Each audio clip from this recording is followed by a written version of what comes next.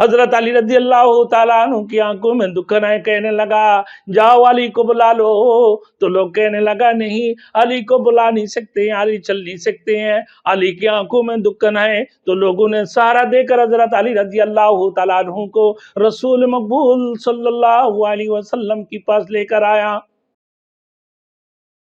Thanks for watching. Don't forget to like, comment, share and subscribe to Maulana Habibullah Rohani official. یہ تھی حضرت علی رضی اللہ تعالیٰ عنہ کی شجاعت۔ میرے دوستوں، وہ خیبر کے مقام پر جب غزوہ خیبر کے لیے رسول مقبول صلی اللہ علیہ وسلم نے علی رضی اللہ تعالیٰ عنہ کو بلایا کہ جاؤ حضرت علی کو بلاؤ، تو کہنے لگا علی آ نہیں سکتے ہیں، علی کی آنکھوں میں تکلیف ہے۔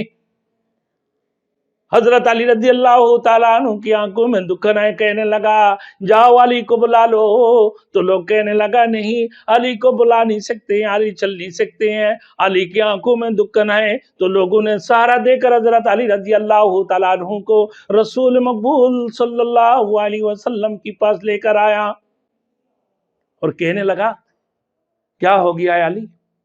کہنے لگا یا رسول اللہ، میں غزوہ خیبر میں میرے خیال میں نہیں جا سکوں گا کہ میرے آنکھوں میں دکن ہے۔ اللہ کے رسول صلی اللہ علیہ وسلم نے اپنے دہن مبارک سے لعاب لگا دی۔ جب اپنا دہن مبارک سے حضرت علی سیدنا علی رضی اللہ تعالیٰ عنہ کی آنکھ میں وہ لعاب لگائی، حضرت علی رضی اللہ تعالیٰ عنہ کی آنکھیں صحیح ہو گئے۔